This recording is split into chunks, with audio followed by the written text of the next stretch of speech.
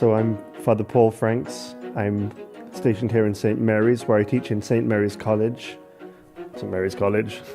And I want to read to you one of my favorite chapters in this beautiful new recording studio that Angelus Press has recently finished.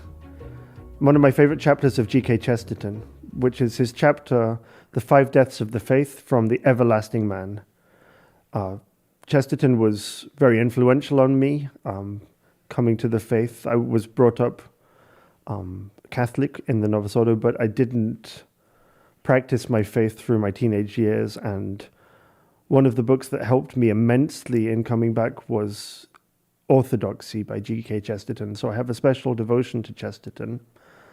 I find he has a special gift for us today, which is he's very balanced. He's very broad in his view of things and in his charity.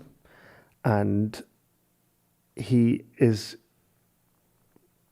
brings good humor and light and hope and wonder and all the things that we need so badly in the world right now.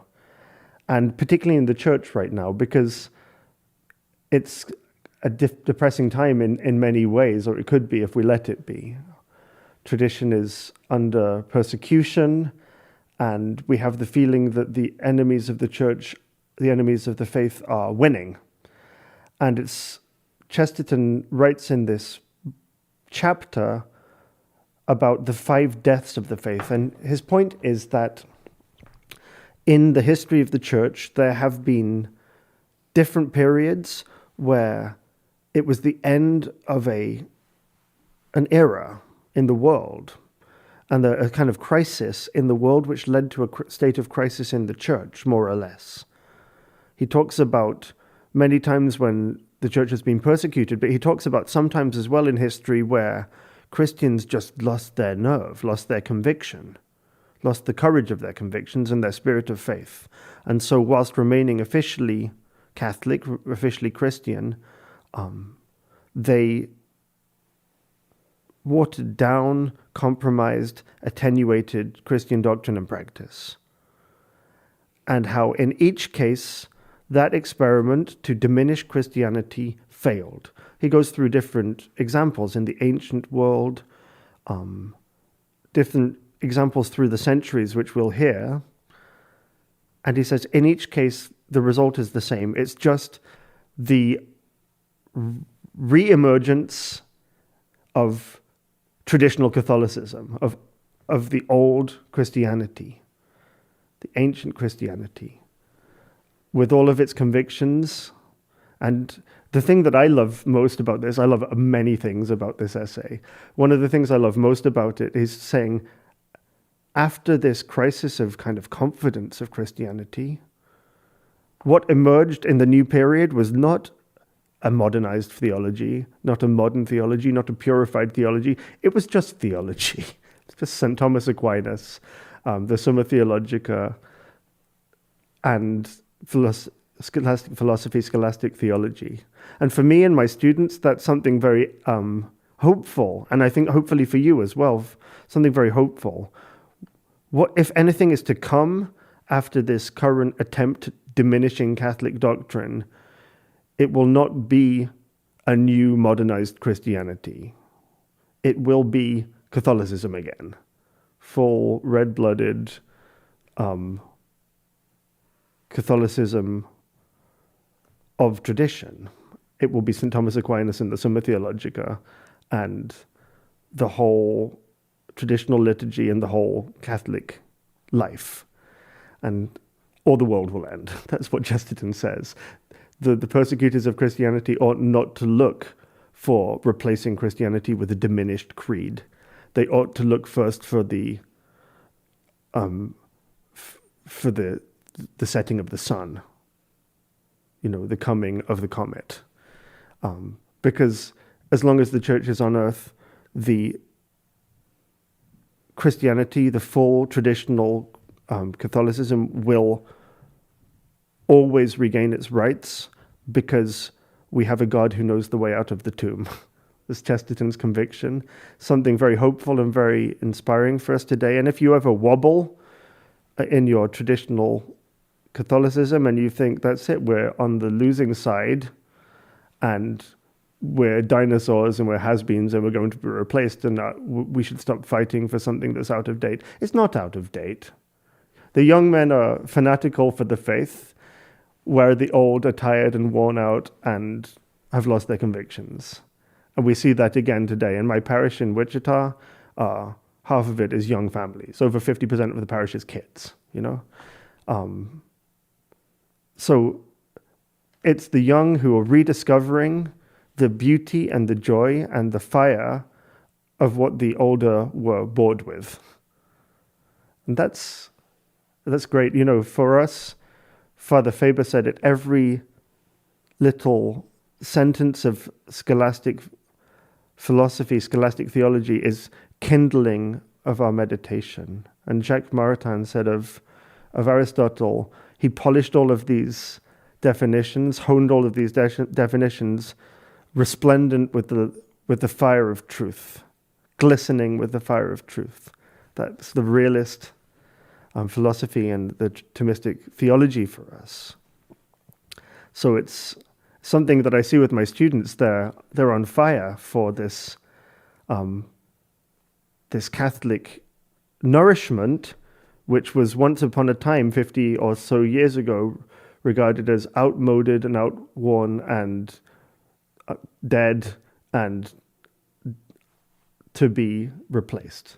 And now it's the young who say, give us St. Thomas, give us more St. Thomas. They don't say that every time they have to do an assignment for me, but you see how responsive they are to the truth and to the traditional formulation of that truth.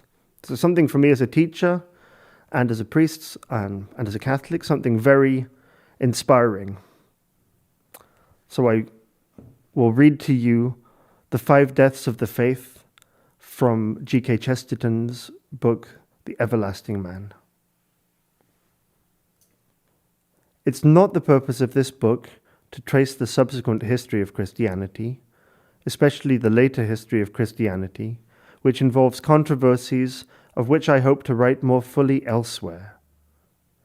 It's devoted only to the suggestion that Christianity, appearing amid heathen humanity, had all the character of a unique thing, and even of a supernatural thing. It was not like any of the other things, and the more we study it, the less it looks like any of them. But there is a certain rather peculiar character which marked it henceforward, even down to the present moment, with a note on which this book may well conclude. I have said that Asia and the ancient world had an air of being too old to die.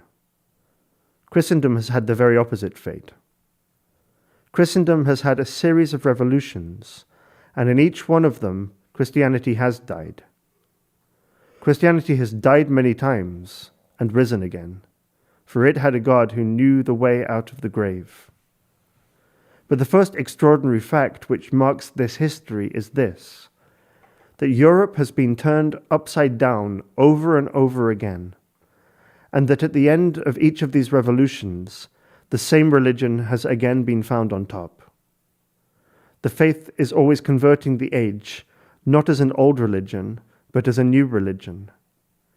This truth is hidden from many by a convention that is too little noticed.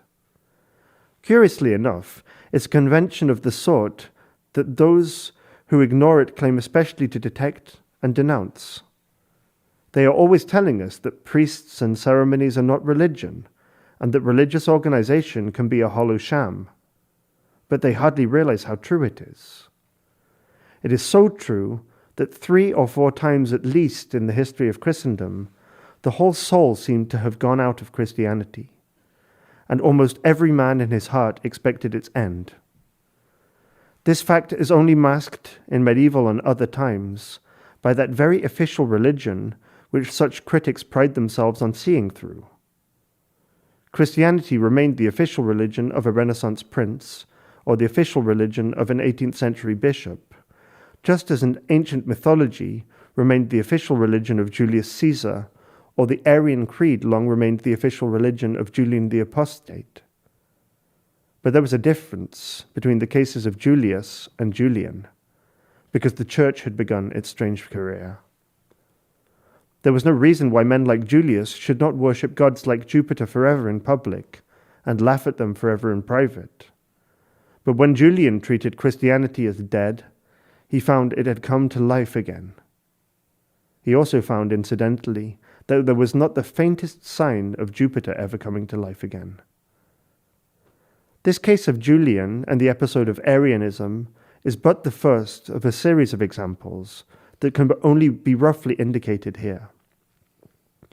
Arianism, as has been said, had every human appearance of being the natural way in which that particular superstition of Constantine might be expected to peter out.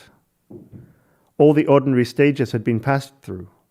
The creed had become a respectable thing, had become a ritual thing, had then been modified into a rational thing, and the rationalists were ready to dissipate the last remains of it, just as they do today. When Christianity rose again, suddenly and through them, it was almost as unexpected as Christ rising from the dead. But there are many other examples of the same thing, even about the same time. The rush of missionaries from Ireland, for instance, has all the air of an unexpected onslaught of young men on an old world, and even on a church that showed signs of growing old. Some of them were martyred on the coast of Cornwall, and the chief authority on Cornish antiquities told me that he did not believe for a moment that they were martyred by heathens, but, as he expressed it with some humour, by rather slack Christians. Now, if we were to dip below the surface of history, as it is not in the scope of this argument to do, I suspect that we should find several occasions when Christendom was thus, to all appearance, hollowed out from within by doubt and indifference, so that only the old Christian shell stood as the pagan shell had stood so long. But the difference is that in every such case, the sons were fanatical for the faith, where the fathers had been slack about it. This is obvious in the case of the transition from the Renaissance to the Counter-Reformation. It's obvious in the case of a transition from the 18th century to the many Catholic revivals of our own time. But I suspect many other examples which would be worthy of separate studies. The faith is not a survival. It's not as if the Druids had managed somehow to survive somewhere for 2,000 years. That's what might have happened in Asia or ancient Europe, in that indifference or tolerance in which mythologies and philosophies could live forever side by side.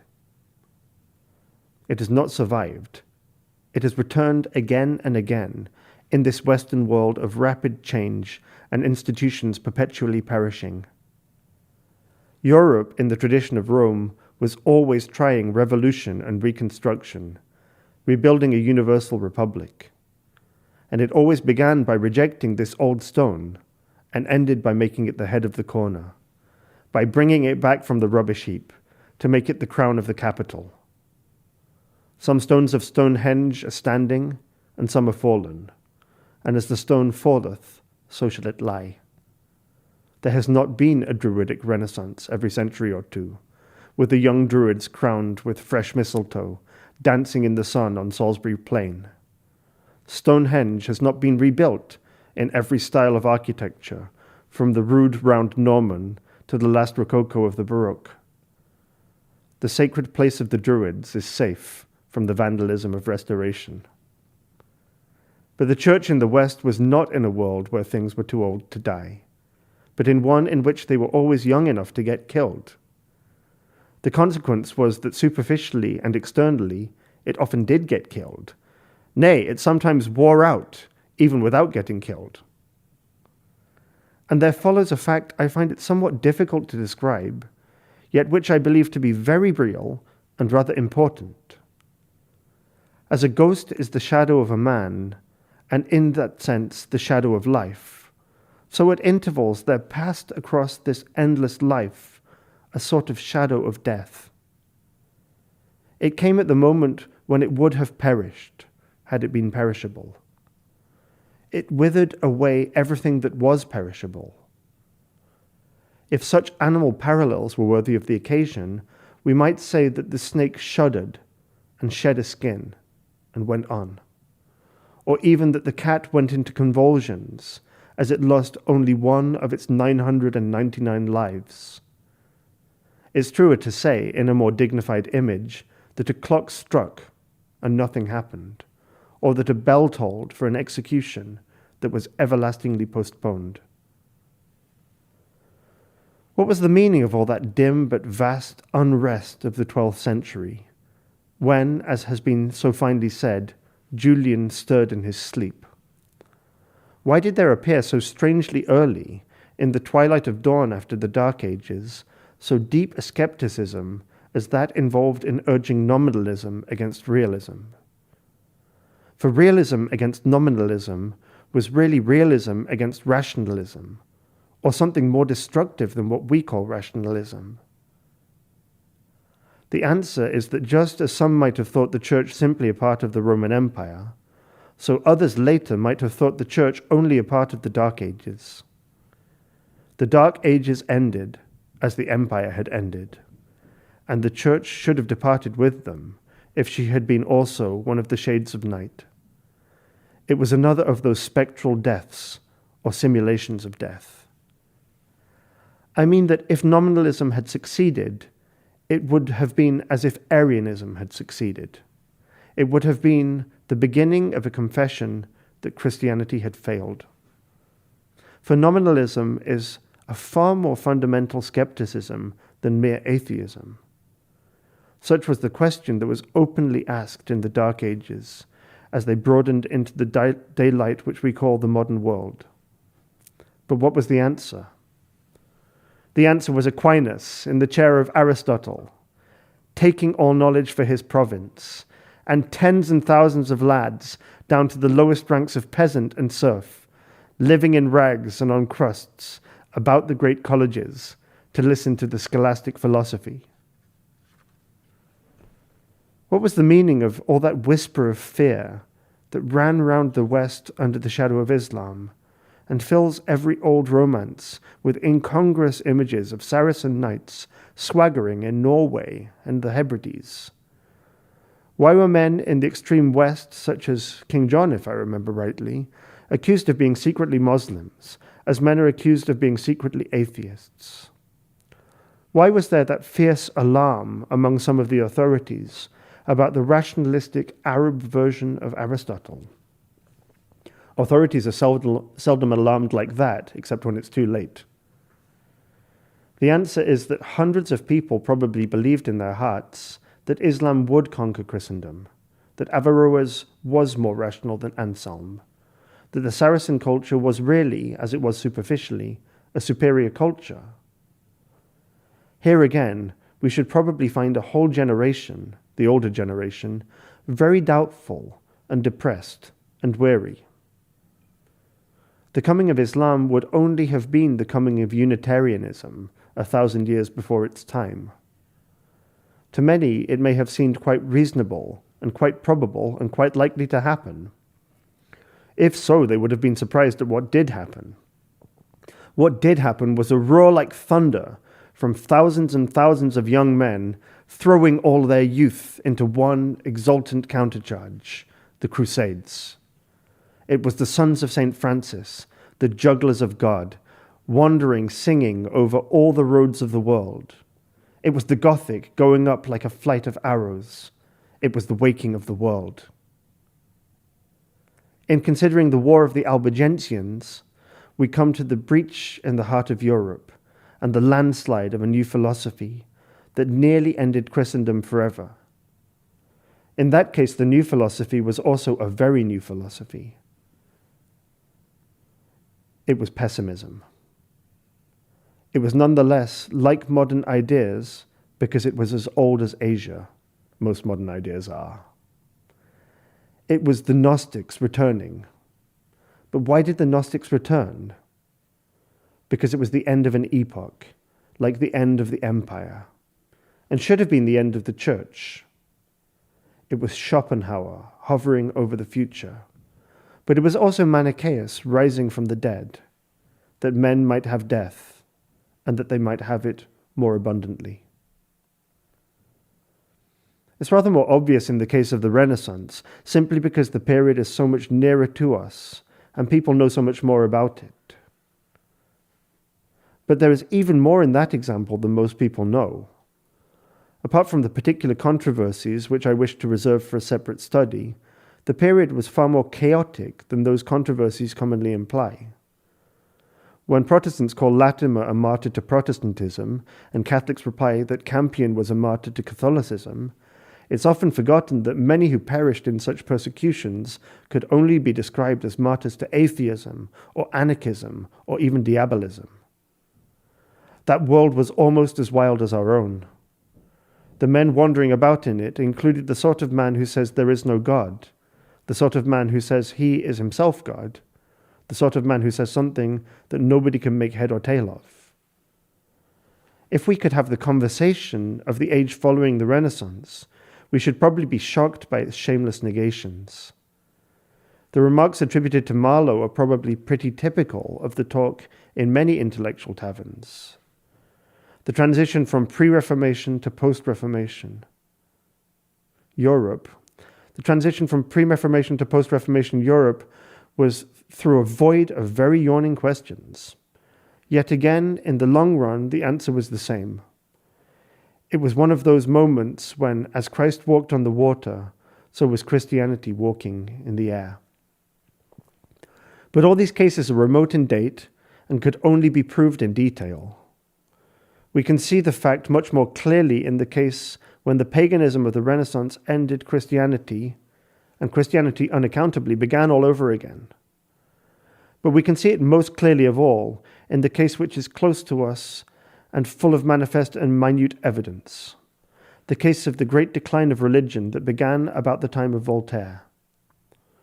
For indeed, it is our own case, and we ourselves have seen the decline of that decline.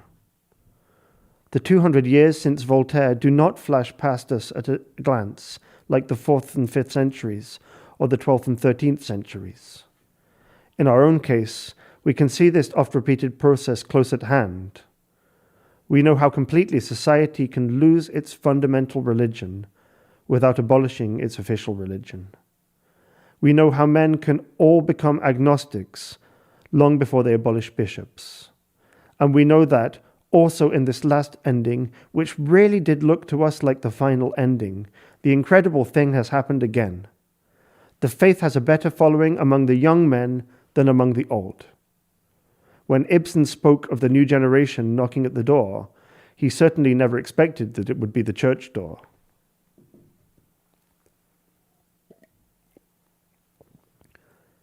At least 5 times, therefore, with the Arian and the Albigensian, with the humanist skeptic, after Voltaire and after Darwin, the faith has to all appearance gone to the dogs.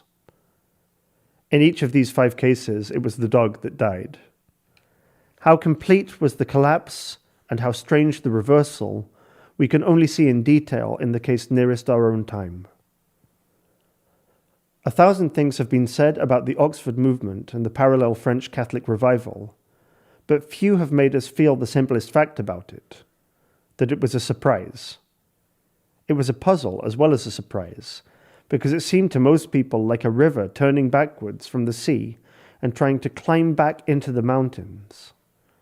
To have read the literature of the 18th and 19th centuries is to know that nearly everybody had come to take it for granted that religion was a thing that would continually broaden like a river till it reached an infinite sea.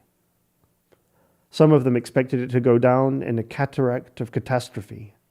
Most of them expected it to widen into an estuary of equality and moderation. But all of them thought its returning on itself a prodigy as incredible as witchcraft. In other words, most moderate people thought that faith, like freedom, would be slowly broadened down, and some advanced people thought that it would be very rapidly broadened down, not to say flattened out. All that world of Guizot and Macaulay and the commercial and scientific liberality was perhaps the more certain than any men before or since about the direction in which the world is going. People were so certain about the direction that they only differed about the pace.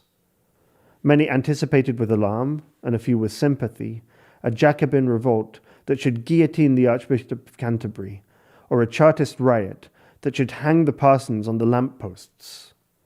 But it seemed like a convulsion in nature that the Archbishop, instead of losing his head, should be looking for his mitre, and that instead of diminishing the respect due to parsons, we should strengthen it to the respect due to priests. It revolutionized their very vision of revolution and turned their very topsy-turvydom topsy-turvy.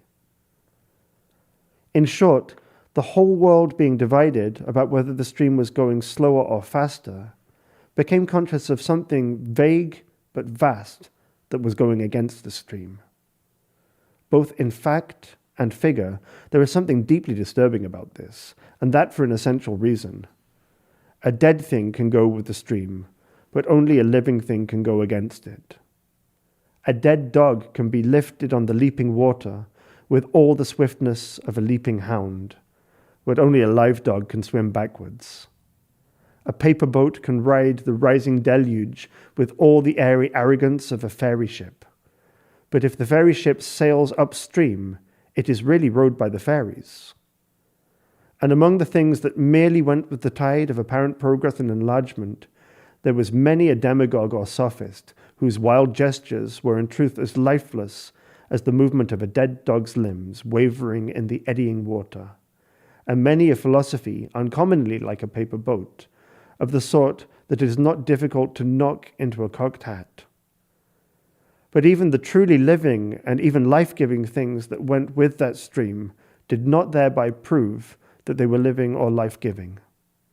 It was this other force that was unquestionably and unaccountably alive, the mysterious and unmeasured energy that was thrusting back the river, that was felt to be like the movement of some great monster, and it was nonetheless clearly a living monster, because most people thought it a prehistoric monster.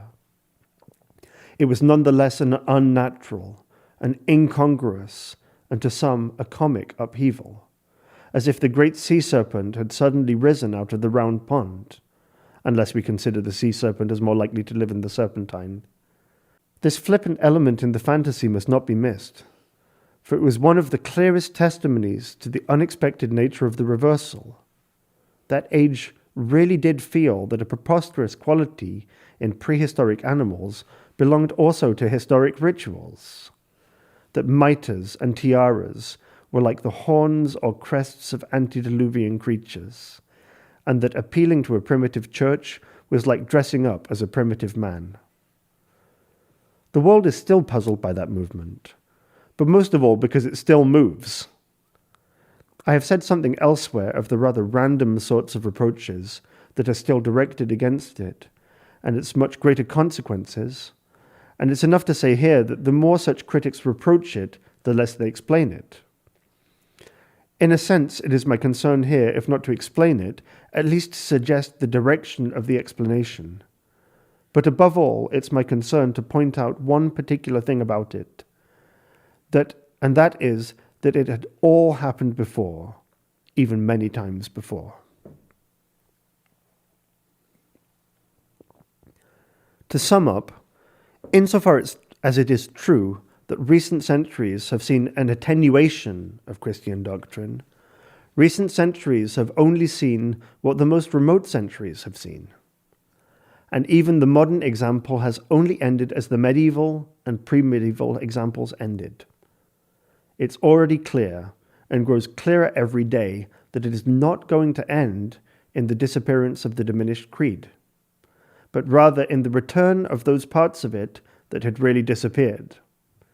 It is going to end as the Arian compromise ended, as the attempts at a compromise with nominalism and even with Albigensianism ended. But the point to seize in the modern case, as in all the other cases, is that what returns is not in that sense a simplified theology, not according to that view a purified theology. It is simply theology. It is that enthusiasm for theological studies that marked the most doctrinal ages, It is the divine science. An old Don with DD after his name may have become the typical figure of a bore, but that was because he was himself bored with his theology, not because he was excited about it. It was precisely because he was admittedly more interested in the Latin of Plautus than in the Latin of Augustine, in the Greek of Xenophon than in the Greek of Chrysostom. It was precisely because he was more interested in a dead tradition than in a decidedly living tradition. In short, it was precisely because he was himself a type of the time in which Christian faith was weak. It was not because men would not hail, if they could, the wonderful and almost wild vision of a doctor of divinity. There are people who say they wish Christianity to remain as a spirit. They mean very literally that they wish it to remain as a ghost, but it is not going to remain as a ghost. What follows this process of apparent death is not the lingerings of the shade. It is the resurrection of the body. These people are quite prepared to shed pious and reverential tears over the sepulchre of the Son of Man. What they are not prepared for is the Son of God walking once more upon the hills of mourning.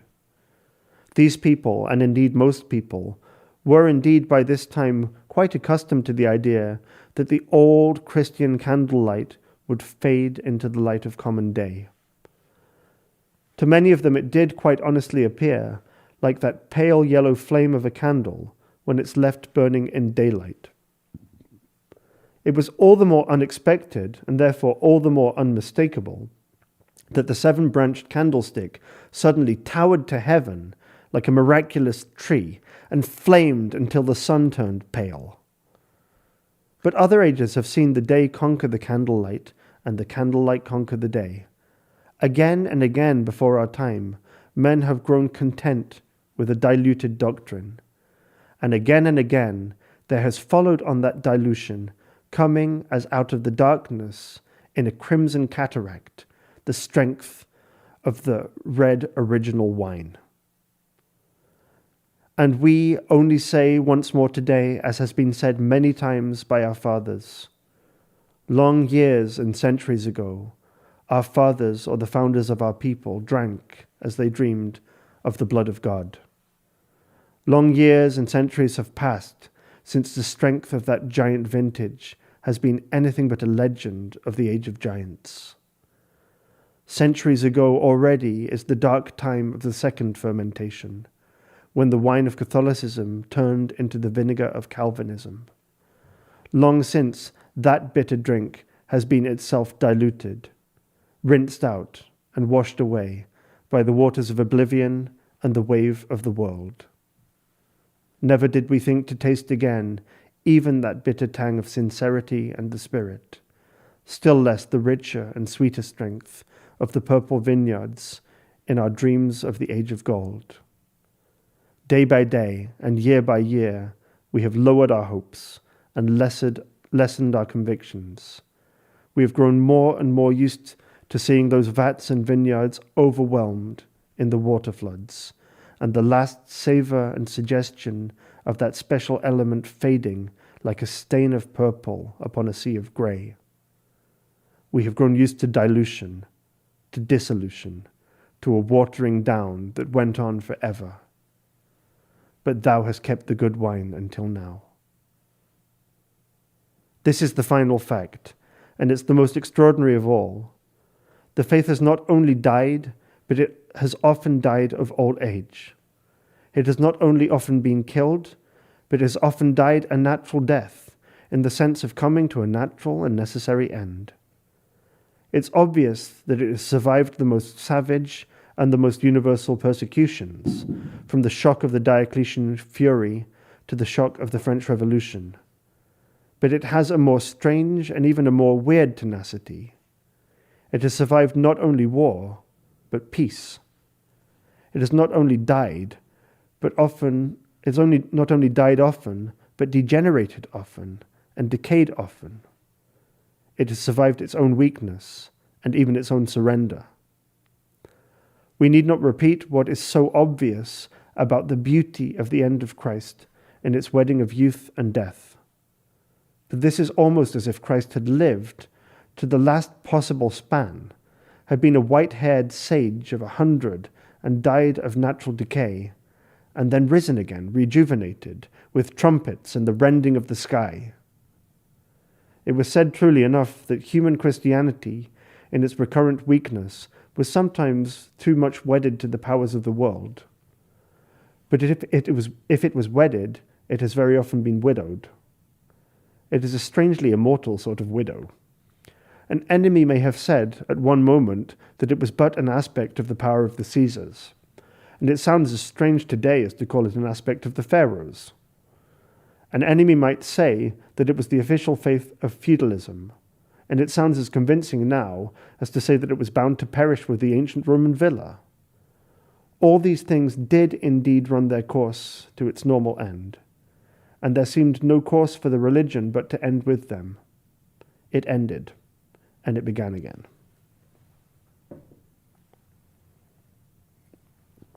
Heaven and earth shall pass away, but my words shall not pass away. The civilization of antiquity was the whole world, and men no more dreamed of its ending than of the ending of daylight. They could not imagine another order unless it were in another world. The civilization of the world has passed away, and those words have not passed away. In the long night of the Dark Ages, feudalism was so familiar a thing that no man could imagine himself without a lord, and religion was so woven into that network that no man would have believed they could be torn asunder. Feudalism itself was torn to rags and rotted away in the popular life of the true Middle Ages, and the first and freshest power in that new freedom was the old religion. Feudalism had passed away, and the words did not pass away. The whole medieval order, in many ways so complete and almost cosmic a home for man, wore out gradually in its turn. And here at least it was thought that the words would die. They went forth across the radiant abyss of the Renaissance, and in 50 years were using all its light and learning for new religious foundations, new apologetics, new saints. It was supposed to have been withered up at last in the dry light of the age of reason. It was supposed to have disappeared ultimately in the earthquake of the age of revolution. Science explained it away, and it was still there. History disinterred it in the past, and it appeared suddenly in the future. Today it stands once more in our path, and even as we watch, it grows. If our social relations and records retain their continuity, if men really learn to apply reason to the accumulating facts of so crushing a story, it would seem that sooner or later, even its enemies will learn from their incessant and interminable disappointments not to look for anything so simple as its death. They may continue to war with it, but it will be as they war with nature, as they war with the landscape, as they war with the skies. Heaven and earth shall pass away, but my words shall not pass away. They will watch for it to stumble. They will watch for it to err. They will no longer watch for it to end. Insensibly, even unconsciously, they will, in their own silent anticipations, fulfill the relative terms of that astounding prophecy. They will forget to watch for the mere extinction of what has so often been vainly extinguished, and will learn instinctively to look first for the coming of the comet or the freezing of the star.